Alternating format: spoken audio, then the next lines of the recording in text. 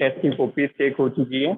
कुछ पॉइंट्स में शेयर करूंगा कि पहला ऑब्जेक्टिव टेस्ट था तो काफी गलतियां हुई हैं।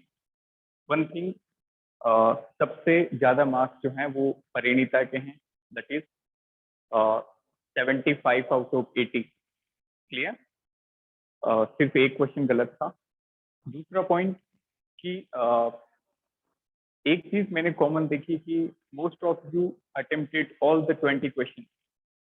तो ऐसा बिल्कुल नहीं करना जिसपे हमें श्योर नहीं है, उसको स्किप करना है। क्लियर? इस मामले में Divya and Mohina, I think इन्होंने जितने अटेम्प्ट किए वो सही थे और कुछ स्किप भी किए। क्लियर? तो इस बात का ध्यान में रखना है, it is not you can say board pattern, that was NEET pattern as well as board pattern, so there is negative marking associated with that. So keeping in mind that you have to attempt only those questions in which you are sure.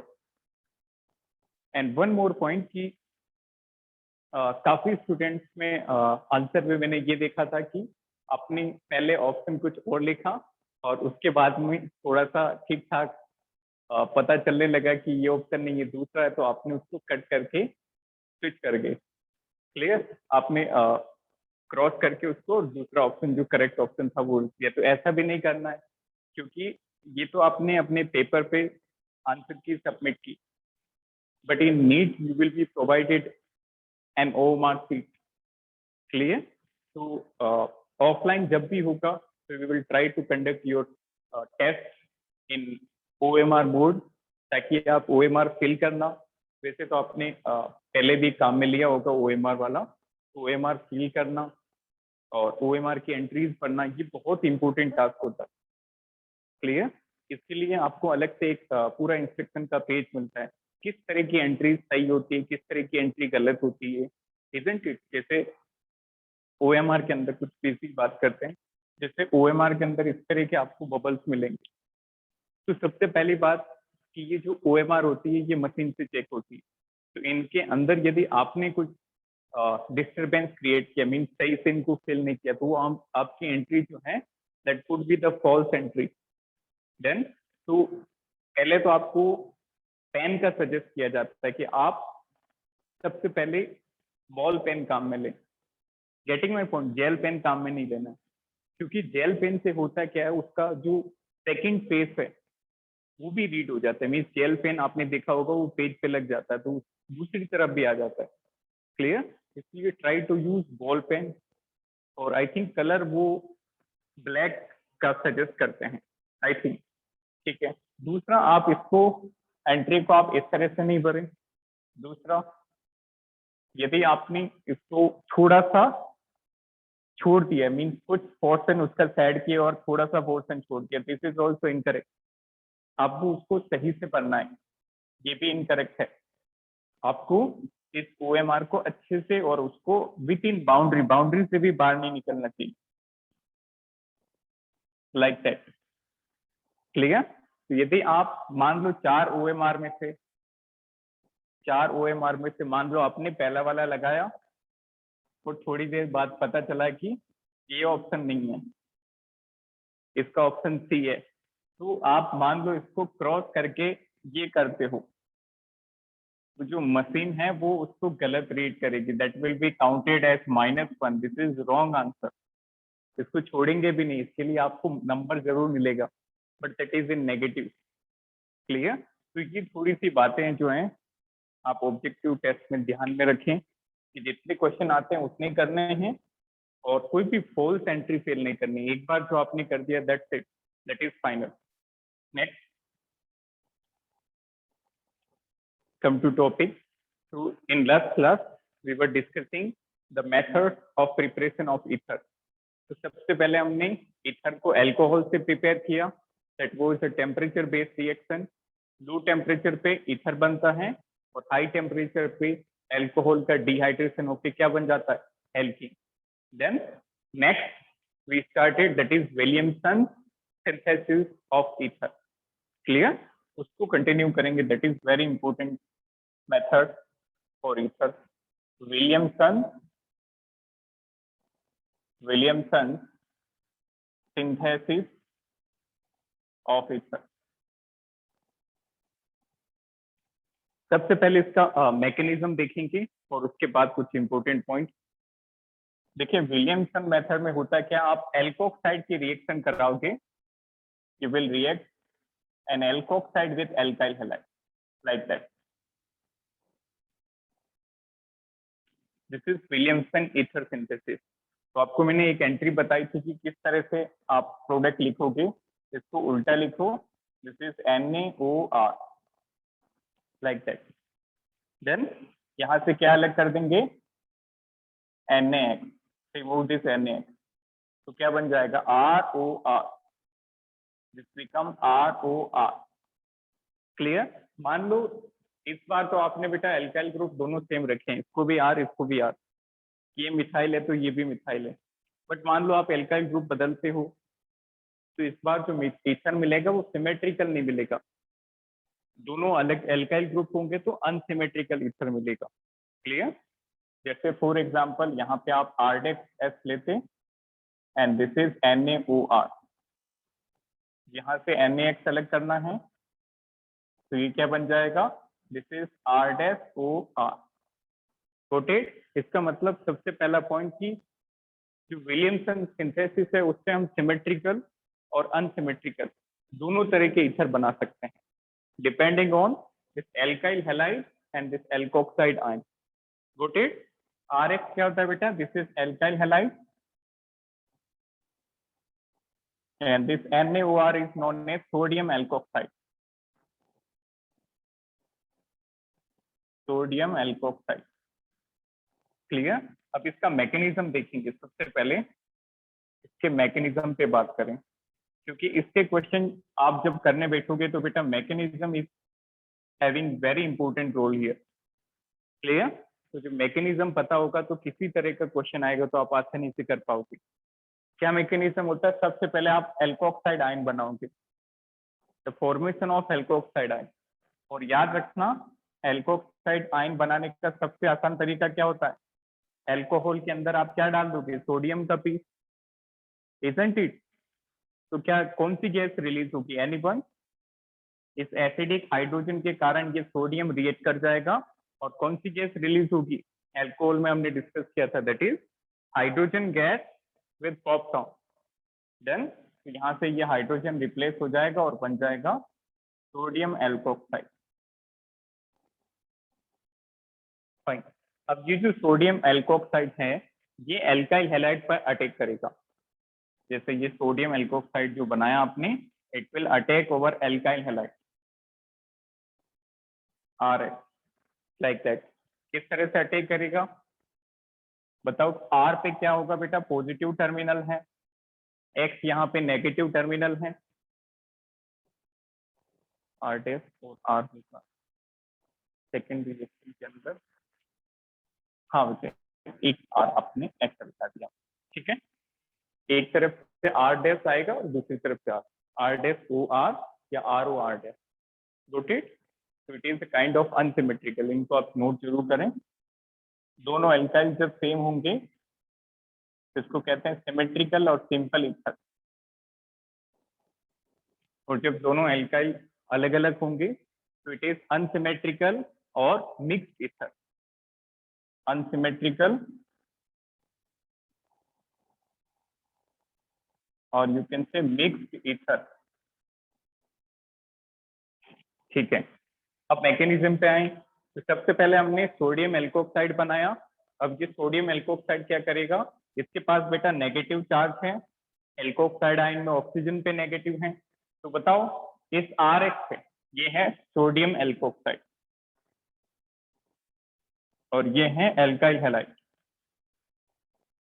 Can you tell me this alkoxide ion, this O negative will attack on which terminal, R और X, किस पे attack करेगा? Exactly ये R पे attack करेगा, क्योंकि oxygen के पास negative है और ये पॉजिटिव पे अटैक करेगा। तो this O negative will attack over this R and will kick out this halide ion. तो देखो यहाँ से सोडियम और यहाँ से X माइनस, तो क्या निकल गया NaX, और प्रोडक्ट क्या बन जाएगा R, ये ऑक्सीजन इस R से अटैच हो जाएगा, तो क्या बन गया ROR plus by product is NaX। Clear, बहुत सिंपल है। ये वाला स्टेप हमने बेटा एडिशनल लिखा था, एल्कोक्साइड कैसे बनाते हैं। ठीक है, मेन स्टेप यही है कि एल्कोक्साइड का जो ऑक्सीजन टर्मिनल है that will attack over the alkyl terminal of this alkyl halide and will remove this halide ion. So the byproduct formed is NaX, along the main product is ROR. Clear? अब इसमें आप बता सकते हैं which type of mechanism is this, SN1 और SN2? ये question पूछा जाता है कि विलियमसन के अंदर जो ईथर का फॉर्मेशन होता है वो SN1 होगा कि SN2? This is SN2 mechanism, क्योंकि SN1 के अंदर क्या बनता था, एग्जैक्टली, वेरी गुड, SN1 के अंदर क्या बनता है, कार्बोकेटाइन का फॉर्मेशन होता है, और SN2 के अंदर एक ही स्टेप में जो न्यूक्लियोफाइल है वो अटैक करके उसको अलग कर देता है। हाँ, एक ट्रांजिशन स्टेट जरूर बनता है SN2 में। क्लियर, आपको याद होगा कि SN2 जो होती है बेटा सिंगल स्टेप रिएक्शन, तो ये भी एक सिंगल स्टेप है। Got it? तो अब इसके बारे में कुछ इंपॉर्टेंट पॉइंट लिखेंगे, write down. Write down. It is an important method. It is an important method to prepare. It is an important method to prepare symmetrical and unsymmetrical ether. It is an important method to prepare symmetrical and unsymmetrical ether. Full stop. Full stop. Next line लिखिए। Next line में, in this method, alkoxide ion, in this method, alkoxide ion will attack on alkyl halide. In this method, alkoxide ion will attack on alkyl halide by SN2 mechanism. Attack on alkyl halide by SN2 mechanism. Clear? तो यहाँ पे alkoxide ion, इसको आप विशेष तौर पे याद रखें कि मैकेनिज्म कौन सा होता है। डायरेक्ट आपके नीट लेवल पे और जेई लेवल पे ये डायरेक्ट पूछा जाता है कि विलियमसन के अंदर कौन सा मैकेनिज्म होता है, तो इट इज SN2। तो बताओ बेटा स्टीरियो केमिकल एस्पेक्ट क्या होता है SN2 का? एनीवन? SN1 का जिस तरह से होता था रेसेमाइजेशन, एक बार ग्रुप आगे से जुड़ता और एक बार पीछे से, तो रेसेमिक मिक्सचर बनता है एनिंशियोमर का SN1 के अंदर। SN2 के अंदर क्या होता था, याद करो, that was the back side attack of nucleophile. Back side attack होता है तो क्या होता है, इन्वर्जन, और उस इन्वर्जन का एक स्पेशल नाम था, व्हाट वाज दैट? एनीवन? उस इन्वर्जन को क्या कहते हैं जो SN2 में होता है, back side attack of nucleophile, that is known as Walden inversion. Clear? क्या कहते हैं उस इन्वर्जन को? Walden inversion. जिस तरह से जिस साइड से ये हैलोजन अलग होगा, एग्जैक्टली उसी के ऑपोजिट साइड से ये RO माइनस जुड़ेगा। देन अब इसकी कुछ क्वेश्चन की प्रैक्टिस करते हैं। अच्छा, वन मोर थिंग कि बेटा ये जो रिएक्शन है ये इफिशिएंट कब होगी, ये भी बहुत इंपॉर्टेंट क्वेश्चन है। This reaction will be more efficient when this alkyl halide is less bulky. Very very important, it should be less bulky, it should be less bulky, क्योंकि यहाँ पे स्टेरिक हिंड्रेंस क्या होगा, कम। यदि ये बड़ा ग्रुप रहा, बड़ा ग्रुप होगा तो न्यूक्लियोफाइल आसानी से अटैक नहीं कर पाएगा। यदि छोटा रहा तो आसानी से ये RO अटैक करके प्रोडक्ट बना देगा। रोटेट, तो हमेशा याद रखना इट शुड बी लेस बल्की। इसका मतलब 1 डिग्री जो है वो सबसे इफिशिएंटली प्रोडक्ट बनाएगा, मतलब 1 डिग्री में फेवर्ड होगी। 1 डिग्री सबसे छोटा ग्रुप होता है, तो it is most favourable but यही बात हम 3 डिग्री में करें तो it is least favourable, least favoured in case of 3 degree. यदि 3 डिग्री में आपने 3 डिग्री एल्काइल हैलाइड लेके विलियमसन कराया तो बेटा ईथर नहीं बनेगा, यहाँ पे एलिमिनेशन होके एल्किन बन जाएगा।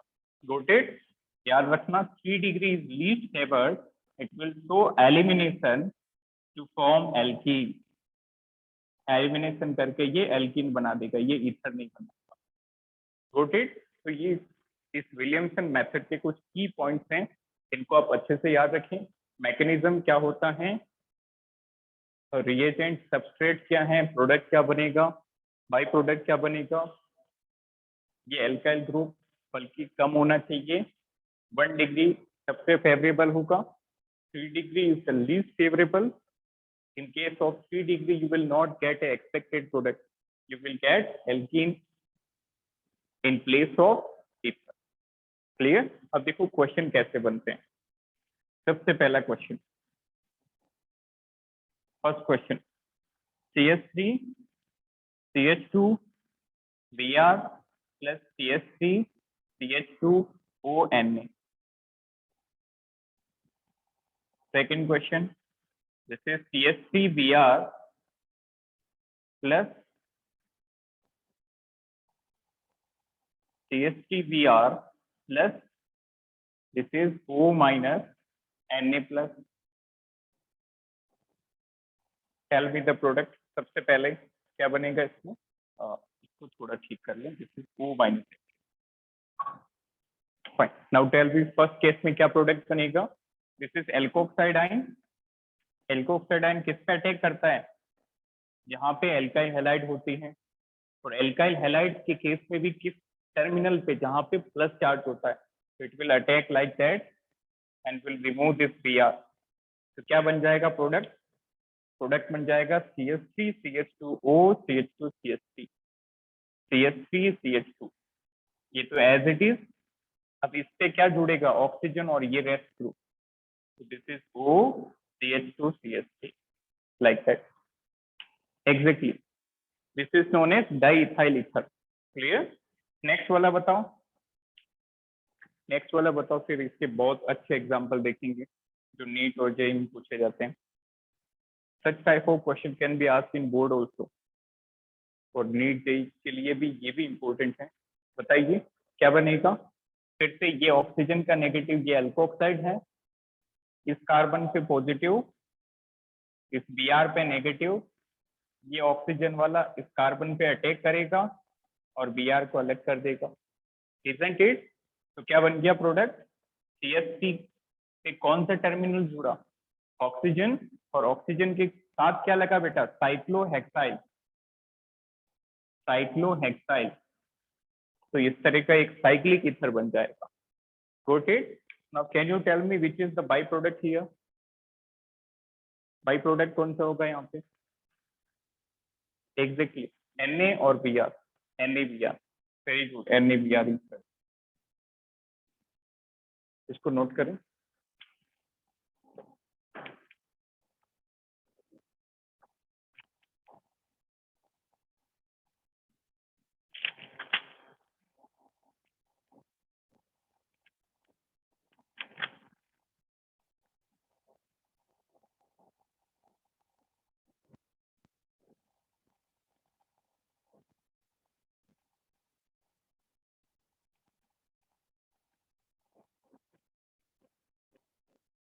Any doubt up to this?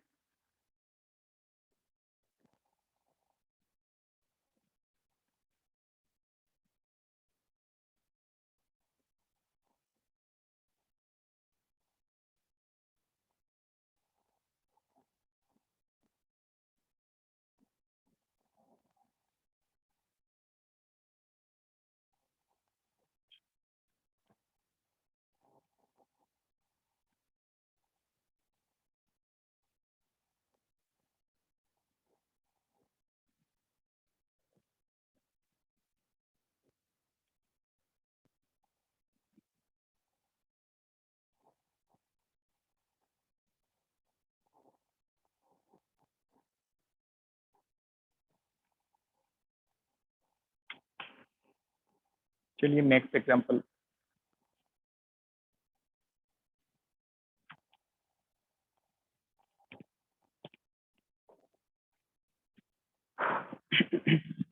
Next example देखिए।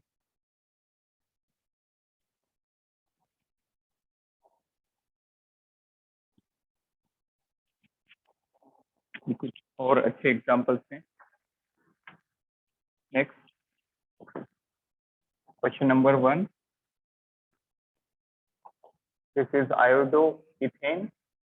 iodoethane on reaction with sodium ethoxide in presence of C2H5OH.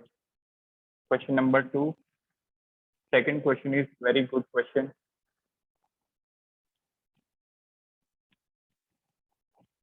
CH3 at dash position, Br at dash position, reaction with NaOCH3 in presence of CH3OH.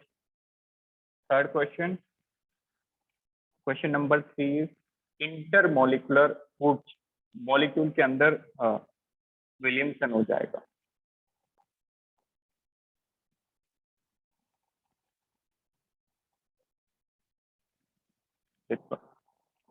इनको note करें।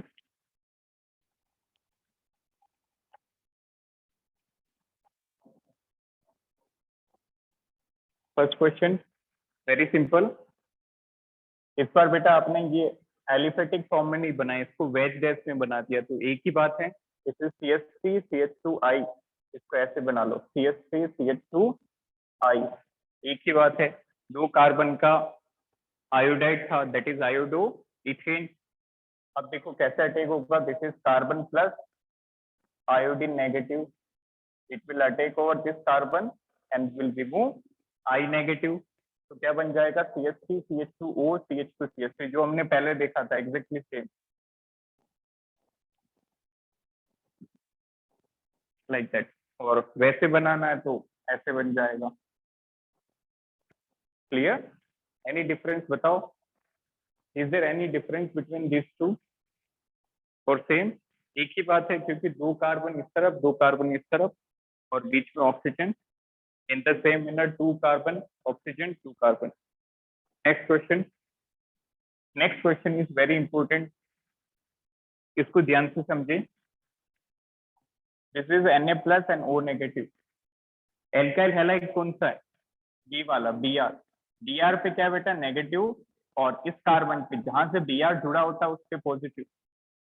तो किस तरह से attack होगा? ये O negative यहाँ पे अटैक करेगा और इस Br को अलग कर देगा। तो आपके सामने मैं दो ऑप्शंस रख रहा हूँ, आप बताओ कि कौन सा सही है। चलिए तीन ऑप्शन। पहला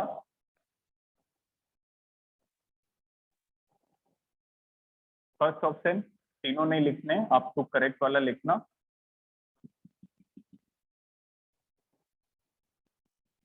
दिस इज सेकंड ऑप्शन। बिल्कुल ऐसे क्वेश्चन एग्जाम में आपको मिलेंगे। And this is third option.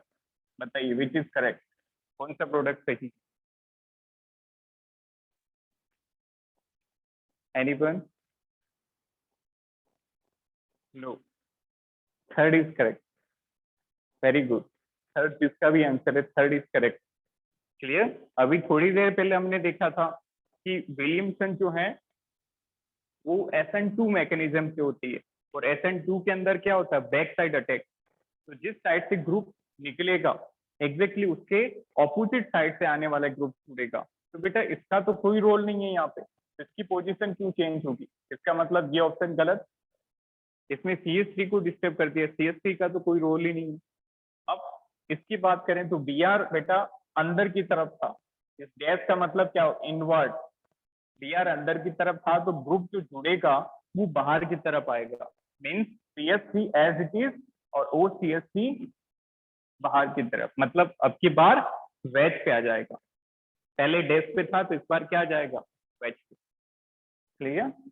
और ये थोड़ा सा VIP एग्जाम्पल है, इसको आप अच्छे से देखें क्या होता है इसके अंदर। देखें इस बार आपने एक एल्कोहल और एक Br, एक ही मॉलिक्यूल के अंदर, एक ही मॉलिक्यूल के अंदर OH ग्रुप और उसी मॉलिक्यूल के अंदर Br, गॉट इट। अब सबसे पहले बेटा यहाँ पे एसिड बेस रिएक्शन है, ये बेस है NaOH, सभी जानते हैं कि NaOH जो होता है that is a very well known base. ये बेस एल्कोहल, ये भी हमने सीखा कि एल्कोहल एसिडिक नेचर का होता है। ये बेस क्या करेगा, इसका एसिडिक हाइड्रोजन अलग कर देगा। ध्यान से समझना क्या बन जाएगा,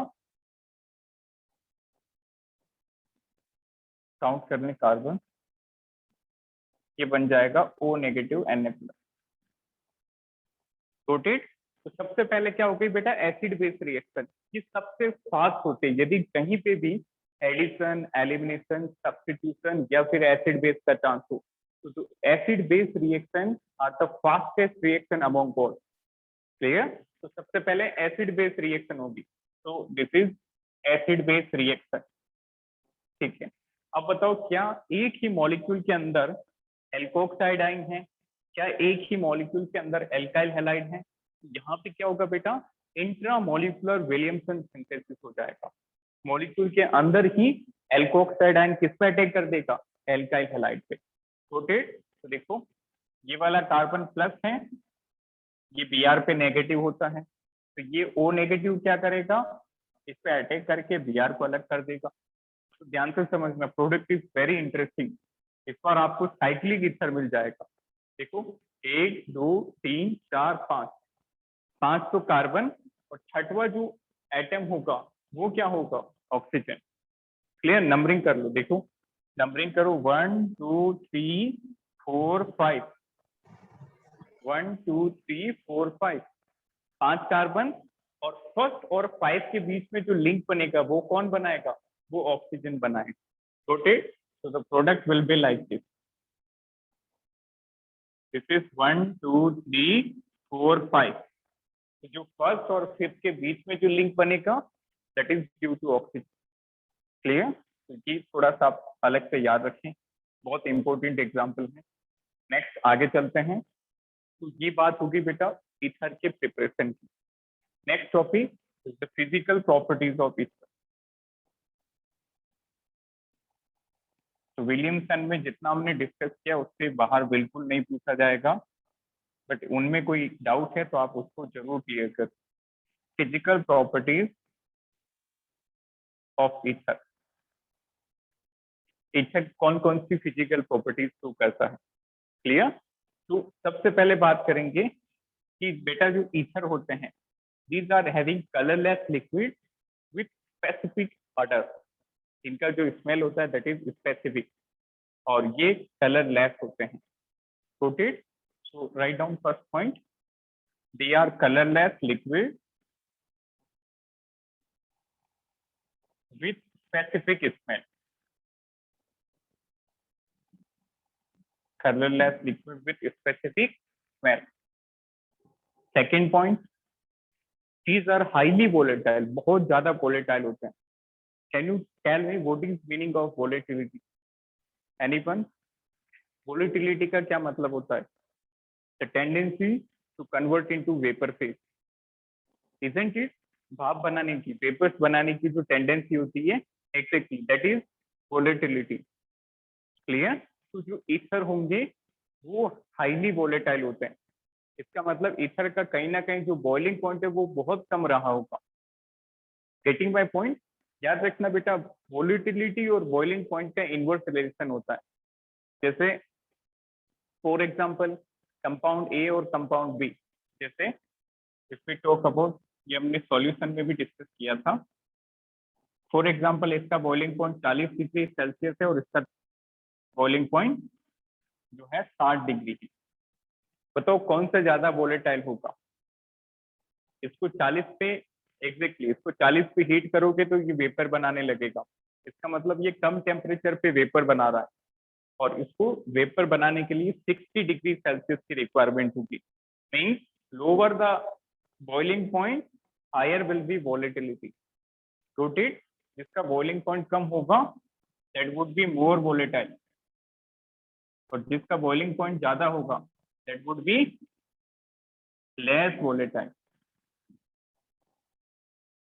फाइन। तो यदि हम यही स्टेटमेंट ईथर के लिए लिखें कि ether is very highly volatile, So what should be the reason? Because of low boiling point. Clear? So ethers are highly volatile because of low boiling point. इनका boiling point कम होता है इसलिए ये ज्यादा volatile होते हैं. Next one. Next. Can you tell me ethers are water soluble or not? R O R बताइए. This is the structure of ether. Exactly, they are not soluble in water क्योंकि यहाँ पे कोई भी हाइड्रोजन एसिडिक नहीं है जो hydrogen bond बना सके. Exactly, answer is hydrogen bonding. तो जब भी कभी क्वेश्चन आए कि वाटर सॉल्युबिलिटी का, तो बेटा जो कंपाउंड वाटर के साथ हाइड्रोजन बॉन्ड बनाएगा that is soluble in water. Clear? और इसका मैंने आपको एक ट्रिक बताया था कि FON जो हाइड्रोजन किससे अटैच होगा, इधर ऑफ FON इनमें से किसी एक से, फ्लोरीन से, ऑक्सीजन से या नाइट्रोजन से. This will form hydrogen bond. This will form hydrogen bond. Got it? तो यहाँ पे ऐसा कोई भी हाइड्रोजन नहीं है जो फ्लोरीन या ऑक्सीजन या नाइट्रोजन से जुड़ा. Got it? तो they are not soluble in water. Not soluble in water as they can't form hydrogen bond. तो बेटा ये डायरेक्ट आपको रीजन पूछा जाता है एग्जामिनेशन में कि क्यों कोई कंपाउंड वाटर सॉल्युबल होता है और क्यों कोई कंपाउंड वाटर इनसॉल्युबल. तो जो हाइड्रोजन बॉन्ड बनाएगा वो सॉल्युबल होता है और जो नहीं बनाएगा वो इनसॉल्युबल. इसको नोट कर.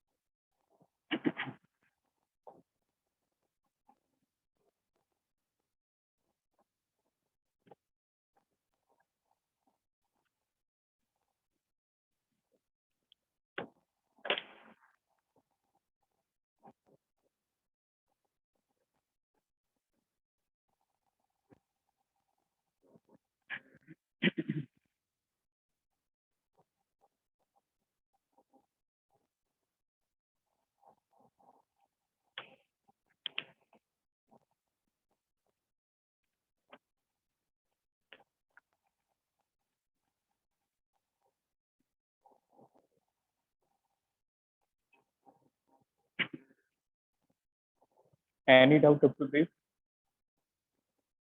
Anyone?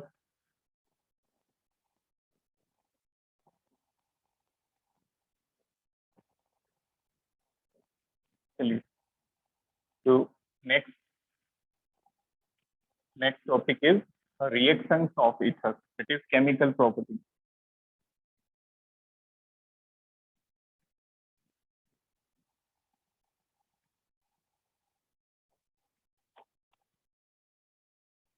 Write down chemical properties of ether, chemical reactions of ether.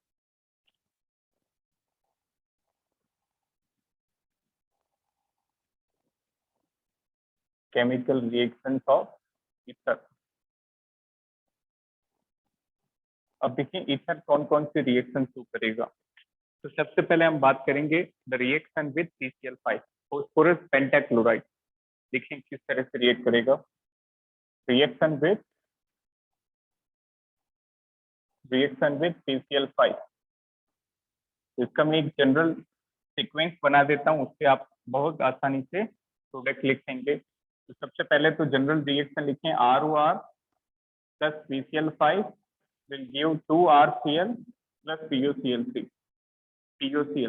phosphorus oxychloride. ये तो बेटा आपकी बेसिक रिएक्शन होगी. This is the basic reaction.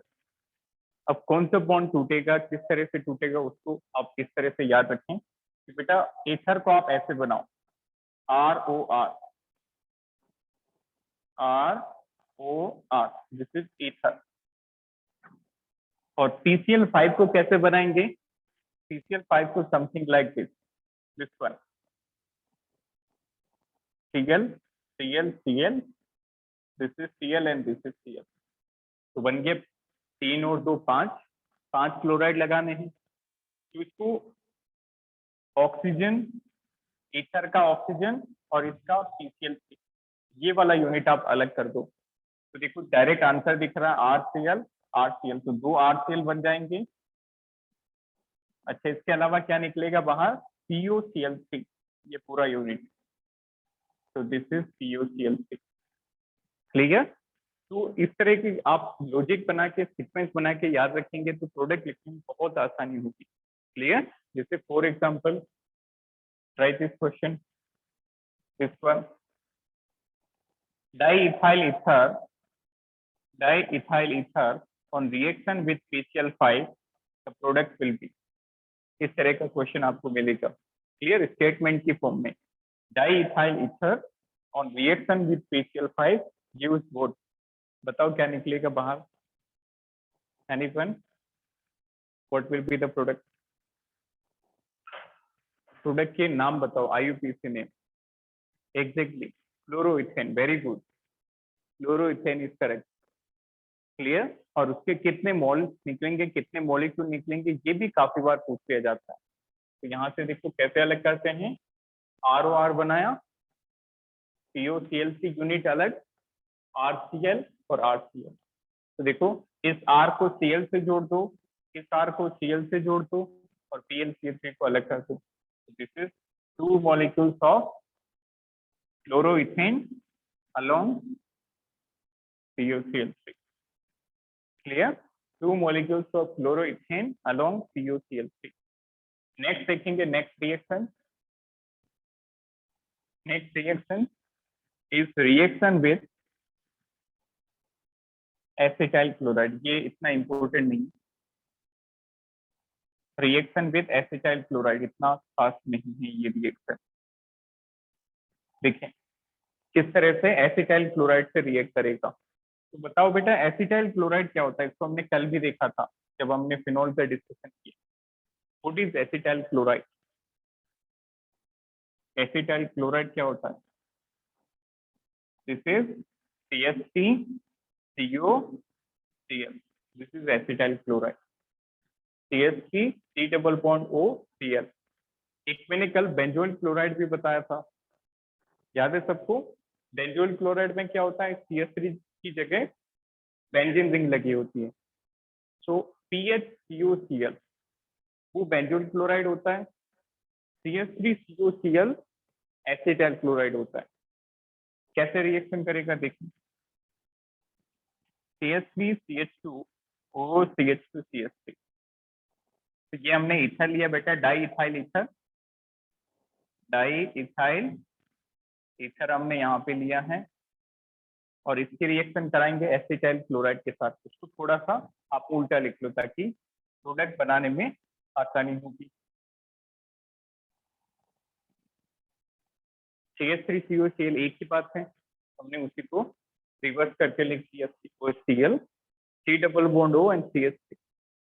अब यहाँ से एक इथाइल ग्रुप और एक क्लोरीन, इनको अलग कर दो, इथाइल ग्रुप और क्लोरीन। बताओ क्या प्रोडक्ट बनेगा और कौन सा फंक्शनल ग्रुप बनेगा? खुद से करो। What will be the functional group of the main product? Try by yourself.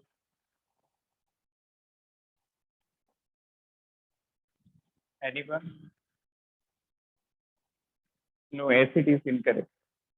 फिर से सोचो बेटा, ये वाले यूनिट निकलने के बाद क्या बनेगा? CH3 CH2O C double bond O CH3। क्या कहते हैं? CH3 CH2O C double bond O CH3। Ester is correct answer. Very good, ester is correct. Clear बेटा? कीटोन में सिर्फ C डबल बॉन्ड होता है और C डबल बॉन्ड O से ऑक्सीजन भी होगा तो वो तो एस्टर हो गया। Clear? CH3 CH2O C double bond O CH3। इसको एज इट इज जिस तरह से आप मॉलिक्यूल अलग कर रहे हो बिल्कुल उसी पैटर्न में जोड़ देना है। CH3 उसके बाद CH2 फिर O, CH3 CH2O, इसका काम खत्म। इसके बाद ये तो मॉलिक्यूल बाहर निकल जाएगा तो बाद में कौन जुड़ेगा? COCl। और बाई प्रोडक्ट क्या निकल जाएगा, इथाइल क्लोराइड। क्लियर? तो this is ester functional group, this is ester functional group.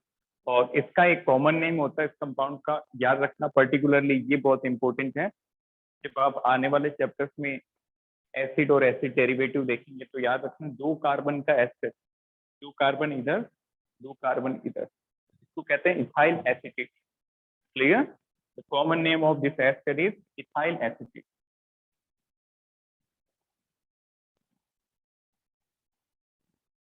This is not IUPAC, this is common name. ये जो कॉमन नेम है वो धीरे धीरे आप याद करते चलो साथ साथ। तो 2 कार्बन इधर, 2 कार्बन इधर। क्लियर? तो 4 कार्बन का जो एस्टर बनेगा symmetrical, that is ethyl acetate.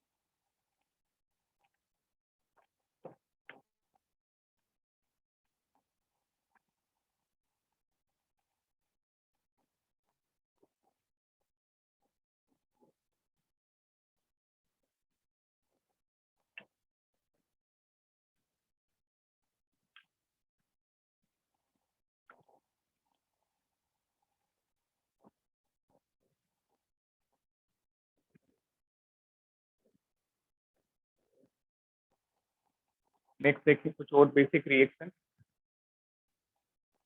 तो पहली रिएक्शन थी reaction with PCl5। Next reaction is reaction with acetyl chloride. Third देखिए रिडक्शन, कि ईथर का रिडक्शन किस तरह से होता है। Write down reduction reaction. Third type, ये भी उतना खास नहीं है, रिडक्शन। तो जो इंपॉर्टेंट होगी उसको आप जरूर मेंशन करें। Reaction with hydrogen halide HF होगी, that is the most important reaction of ether. Clear? वो काफी ब्रॉड है तो वो हम नेक्स्ट क्लास में करेंगे, बट जो बेसिक रिएक्शन है वो आज कवर करेंगे। देखिए रिएक्शन रिडक्शन ऑफ ईथर, जैसे आपने एक ईथर बनाया CH3 CH2O CH2 CH, this is diethyl ether, diethyl ether. ये इसका कॉमन नेम बताओ, IUPAC नेम क्या होगा? What is the IUPAC name of diethyl ether? Anyone? सोचो कौन सी मेन चेन होगी और किस तरह से प्रीफिक्स और सफिक्स लिखेंगे। बेसिक नेमिंग कैसे होती है ईथर की? Alkoxy alkane. तो सबसे पहले मेन चेन सेलेक्ट करो, दोनों तरफ 2-2 कार्बन है। क्लियर? बोथ साइड 2 कार्बन, तो कोई भी एक मेन चेन ले लो और दूसरे को ब्रांच में रख दो। नोटेड? तो इसको मान लो आपने मेन चेन में लिया, तो ये 2 कार्बन का एल्कोक्सी ब्रांच बन गया। तो नंबरिंग कर दो 1 2। नोटेड? नंबरिंग कर दो 1 और 2। तो बेटा 2 कार्बन का एल्कोक्सी, 1 इथोक्सी इथेन इस तरह का, इथोक्सी नहीं होगा। क्लियर? तो इट इज फर्स्ट कार्बन पे बेटा एक कार्बन का एल्कोक्सी मिथोक्सी होता है, 2 कार्बन का इथोक्सी प्रोपोक्सी ब्यूटोक्सी, लाइक दैट। तो 2 कार्बन का एल्कोक्सी, दिस इज इथोक्सी, और मेन जो चेन है वो 2 कार्बन की है, तो it is ethoxy ethane. Ethoxy ethane is correct IUPAC name.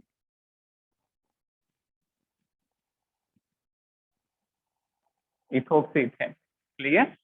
Next अब इसकी रिएक्शन हम कराएंगे sodium in presence of liquid ammonia, sodium in presence of liquid ammonia. तो बेटा ये रिडक्शन करेगा, किस तरह से रिडक्शन करेगा, ध्यान से समझना। यहाँ पे दो हाइड्रोजन लगा दो, एक इस तरफ और एक इस तरफ, रोटेट, दो हाइड्रोजन लगा देना, एक इस तरफ और दूसरा इस तरफ। क्लियर? तो एक हाइड्रोजन ऑक्सीजन को दे दो और दूसरा उसके बगल वाले कार्बन को। फाइन। तो क्या प्रोडक्ट बन जाएगा, CH3CH2OH, और ये बन जाएगा CH3CH3।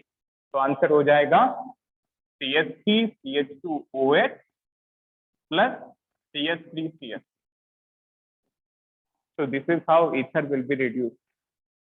Clear? So ether will reduce in the presence of sodium in presence of ammonia. NNH3 is sodium and ammonia, and they will form alcohol, one molecule of alcohol and one molecule of ethane. Then next देखें, fourth reaction with CO in presence of BF3। ये ठीक ठाक important है। Reaction with CO in presence of BF3, इसका भी एक simple सा logic है, वो देखें। ये क्या करेगा, CO, ROR, this is the ether, और यहाँ पे बेटा आपने डाला CO in the presence of BF3। बहुत आसान रिएक्शन है। ये जो CO है, ये आप किसी कार्बन और ऑक्सीजन के बीच में स्विच कर दो। ये जो what is the name of CO, बताओ। This is capital C capital O, this is cobalt और कार्बन मोनोऑक्साइड। दोनों में से कौन सा है, capital C capital O, very good, this is carbon monoxide. Clear? Cobalt को कैसे लिखते हैं, capital C small O। Got it, इन दोनों से आप कंफ्यूज नहीं हो, this is cobalt and this is carbon monoxide. Done? तो ये जो कार्बन मोनोऑक्साइड है, वो आप किसी भी कार्बन ऑक्सीजन के बीच में स्विच कर दो, तो क्या बन गया प्रोडक्ट, R। मान लो आपने इसको यहाँ पे स्विच कराया, तो ये बन जाएगा C डबल बॉन्ड O और बाकी का एज इट इज। क्लियर? ये जो कार्बोनिल वाला पार्ट था, ये हमने कार्बन ऑक्सीजन के बीच में स्विच कर दिया। तो देखो ये वाला यूनिट, इसको आप हाईलाइट करें, ये वाला जो यूनिट है, ये इस CO की वजह से आया।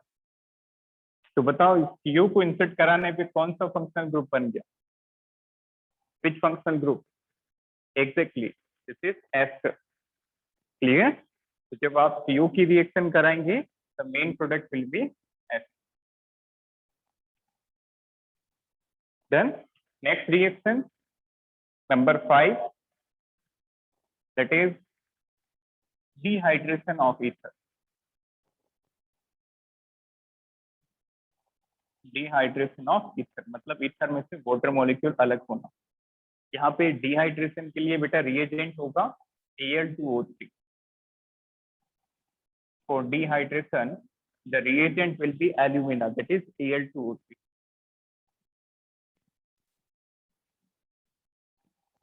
Al2O3 rotate. तो किस तरह से डिहाइड्रेशन करें, इसका भी एक मैट्रिक बता देता हूँ। जैसे आपने ईथर लिया, di ethyl ether, CH3CH2 CH3CH2 OCH2CH, और इसकी रिएक्शन आपने कराई बेटा Al2O3 से, तो प्रोडक्ट मिलेगा 2 molecules of ethane plus water. ये तो बेसिक रिएक्शन है, ऐसे रटना थोड़ा सा डिफिकल्ट होगा, तो आप इसका एक ट्रेंड बना लेंगे, पैटर्न बनाएं कि किस तरह से वाटर मॉलिक्यूल अलग होगा। क्लियर? तो सबसे पहले बात ये याद रखनी है कि जब भी आप ईथर के अंदर Al2O3 डालेंगे, ईथर के अंदर क्या डालेंगे, Al2O3 एल्यूमिना, तो वाटर मॉलिक्यूल रिमूव होगा and the reaction will be known as dehydration. Clear? तो देखें किस तरह से आपको वाटर मॉलिक्यूल अलग करना है। दिस इज ऑक्सीजन, तो इस तरह से बनाओ, तो रिडक्शन में दोनों साइड कार्बन डिफरेंट हो। तो वेट वेट वेट, आपका क्वेश्चन है कि रिडक्शन में दोनों साइड कार्बन डिफरेंट हो तो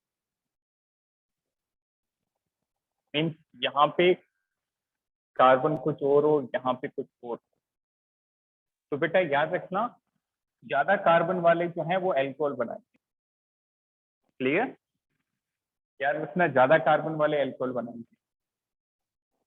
देन आपकी आई थिंक यही क्वेरी थी कि रिडक्शन के अंदर यदि दोनों टर्मिनल में कार्बन अलग अलग हो। बहुत अच्छा क्वेश्चन है। ज्यादा कार्बन वाला साइड जो है वो ऑक्सीजन बनाएगा, एल्कोहल। और यहाँ पे भी यही है बेटा, यहाँ पे हमने वो केस नहीं लिया है जब ईथर अनसिमेट्रिकल होगा। जब ईथर अनसिमेट्रिकल होगा तो सीओ जो है वो ज्यादा कार्बन की तरफ जुड़ेगा। मान लो ये ज्यादा कार्बन वाला है, मोर कार्बन। फाइन। चलिए, तो लास्ट इस रिएक्शन की तरफ आते हैं, डिहाइड्रेशन ऑफ ईथर। तो जब भी ईथर में आप Al2O3 डालोगे तो Al2O3 डिहाइड्रेटिंग एजेंट होता है कि कहीं से भी वाटर मॉलिक्यूल अलग कर देगा। और आमतौर पे ये देखा गया है कि किसी भी मॉलिक्यूल से आप वाटर मॉलिक्यूल अलग करते हो तो एल्कीन का फॉर्मेशन होता है। तो यहाँ पे देखो किस तरह से अलग होगा। हमने इसको इस फॉर्म में बनाया, CH3 दो कार्बन, फिर ऑक्सीजन और फिर दो कार्बन। देखो जो ऑक्सीजन से जुड़े हैं उन कार्बन पे दो दो हाइड्रोजन, लाइक दैट। और जो ऑक्सीजन से नहीं जुड़ा है उसके पास तीन कार्बन, लाइक दैट। क्लियर? तो अब क्या करना है, अब एक वाटर मॉलिक्यूल को यहाँ से अलग करना है। वाटर मॉलिक्यूल को यहाँ से अलग करना है। तो ध्यान से समझना, जो टर्मिनल वाले हैं इनके हाइड्रोजन निकल जाएंगे और ये ऑक्सीजन, लाइक दैट। इसको अलग कर दो। तो देखो ऊपर से क्या यूनिट मिली, CH2 और नीचे से भी कौन सी यूनिट मिलेगी, CH2 तो दो यूनिट मिल जाएगी बेटा CH2 की, और एक वाटर मॉलिक्यूल अलग हो जाएगा, लाइक दैट। क्लियर? इसको नोट करें।